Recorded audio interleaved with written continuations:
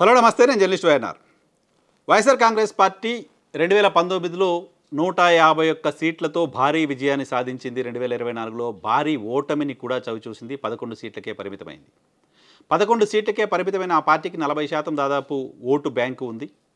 So 2024లో 11 సీట్లకు పడిపోవడం వెనక రీజన్ ఏంటి అనే దానిపైన వైఎస్ఆర్ కాంగ్రెస్ పార్టీ ఇప్పటివరకు ప్రాపర్గా ఆత్మవిమర్శ చేసుకుందా అంటే, ఆత్మసాక్షిగా వైఎస్ఆర్ కాంగ్రెస్ పార్టీకి సంబంధించిన నాయకులు ఎవరు అవును మేము ఆత్మవిమర్శ చేసుకున్నాం అని చెప్పే పరిస్థితి కనపడట్లా. ఆంధ్రప్రదేశ్లో కూటమి సర్కారు రకరకాల అమలు కాని హామీలు ఇచ్చి అధికారంలోకి వచ్చింది అని మాట్లాడుతున్నారు తప్ప, మనం చేసిన తప్పులేంటి అనేది చూసుకోవడం పైన దృష్టి పెట్టినట్టు ఏమాత్రం కూడా మన దృష్టికి రావట్లా. సో మీరు చేసిన తప్పులేంటో తెలుసుకోకపోతే, మీరు చేసిన తప్పుల్ని సరిదిద్దుకోకపోతే, అధికారంలో ప్రస్తుతం ఉన్న ప్రభుత్వం తప్పులపైన ఆధారపడి మళ్ళీ గెలవాలనుకుంటే ఓ రాజకీయ పార్టీకి అది సాహసమే అవుతుంది. సాహసం అన్నిసార్లు సక్సెస్ అవ్వదు. పైగా తెలుగుదేశం పార్టీ లాంటి సంస్థాగతంగా బలమైన నిర్మాణం ఉన్న ఒక పార్టీని ఎదుర్కొనే క్రమంలో వైఎస్ఆర్ కాంగ్రెస్ పార్టీ నేర్చుకోవాల్సింది, చేయాల్సిందేంటి, అది చేస్తుందా లేదా అనేది ఆ పార్టీ ఆలోచన చేసుకోవాలి. వైఎస్ఆర్ కాంగ్రెస్ పార్టీ ఏర్పడ్డ తర్వాత వైఎస్ఆర్ కాంగ్రెస్ పార్టీ ఒక ఎమోషన్తో ఏర్పడింది.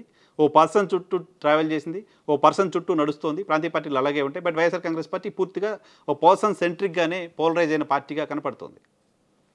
సో అధికారంలోకి రావడానికి ముందు వరకు ఓకే, అధికారంలోకి వచ్చారు. అధికారంలోకి వచ్చిన తర్వాత కూడా పార్టీని సంస్థాగతంగా నిర్మించడం పైన ఆ పార్టీ దృష్టి పెట్టల.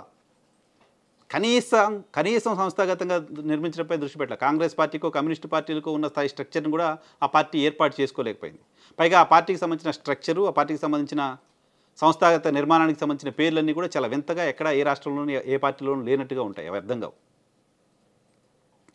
సో గడిచిన అసెంబ్లీ ఎన్నికల సందర్భంగా ఆ పార్టీ దాదాపు 65 నుంచి 70 నియోజకవర్గాలలో అభ్యర్థుల్ని మార్చింది.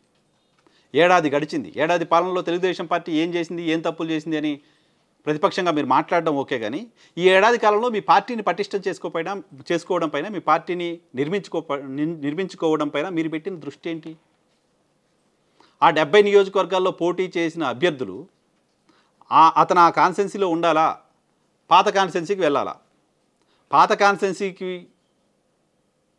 ఆల్రెడీ ఎవరినో కొత్త వాళ్ళని అభ్యర్థులు ఇచ్చుంటారు, వాళ్ళు అక్కడ ఉండాలా? మళ్ళీ పోయినసారి ఇక్కడ నుంచి పంపించిన అతనే మళ్ళీ తీసుకొచ్చి ఇక్కడ పెడతారా? ఎవరికి క్లారిటీ లేదు. 70కి పైగా నియోజకవర్గాలంటే 175 నియోజకవర్గాలు ఉన్న ఆంధ్రప్రదేశ్ రాష్ట్రంలో దాదాపు 45-50% నియోజకవర్గాల్లో వైఎస్ఆర్ కాంగ్రెస్ పార్టీకి సంబంధించిన నాయకుడు ఎవరు, బాధ్యులు ఎవరు, ఎవరి నాయకత్వంలో మనం పనిచేయాలి అనేది ఆ నియోజకవర్గాలకు సంబంధించిన నాయకులకు తెలియదు ఇప్పటికీ. ఏడాది కాలంలో అటువంటి ఒక స్ట్రక్చర్ని ఏర్పాటు చేసుకోవడం కనపడాల వైఎస్ఆర్ కాంగ్రెస్ పార్టీలో.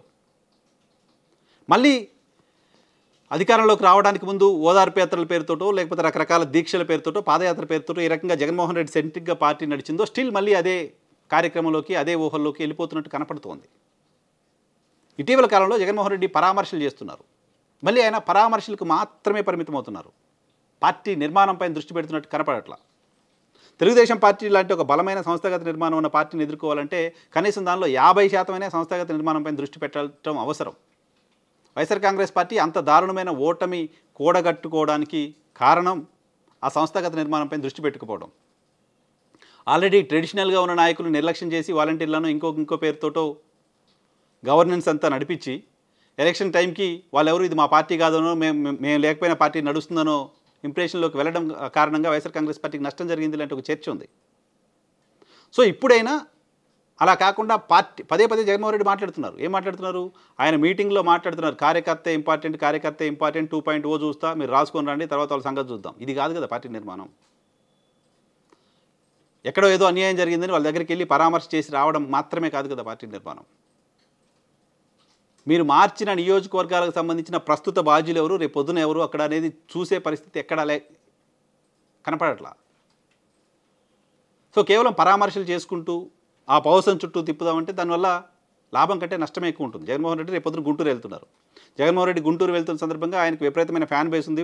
ఒక సినిమా హీరోల కంటే ఎక్కువ ఫ్యాన్ బేస్ ఓ పొలిటికల్ లీడర్కి ఉండడం అనేది జగన్మోహన్ రెడ్డిలో చూస్తుంటాం. ఆ స్థాయిలో ఫ్యాన్ బేస్ ఉంటుంది.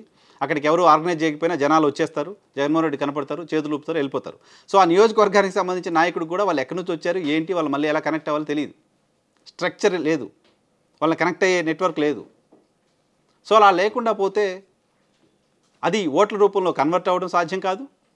తెలుగుదేశం పార్టీ లాంటి ఒక బలమైన రాజకీయ పార్టీని ఎదుర్కోవడం కూడా అంత ఈజీ కాదు. కేవలం తెలుగుదేశం పార్టీ ఫెయిల్ అవుతుంది, జగన్మోహన్ రెడ్డి తిరుగుతున్నారు కాబట్టి మనం ఎవరో ఒకళ్ళు పేర్లు పెట్టి టికెట్లు ఇచ్చేస్తే గెలిచేస్తారనే భ్రమలు, అటువంటి ఊహలు ఆ పార్టీకి ఉంటే అవి ఊహలుగానే మిగిలిపోయే ప్రమాదం కూడా ఉంటుంది. కాబట్టి ఓ పొలిటికల్ పార్టీ పుట్టిన పుష్కర కాలం తర్వాత కూడా సంస్థాగత నిర్మాణం పైన దృష్టి పెట్టకపోవడం అనేది ఆ పార్టీకి సంబంధించిన డొల్లతనంగా చూడాల్సిన అవసరం ఉంటుంది. సో వైఎస్ఆర్ కాంగ్రెస్ పార్టీ ఆ డొల్లతనాన్ని గుర్తిస్తుందో లేదో చూడాలి. Thank you.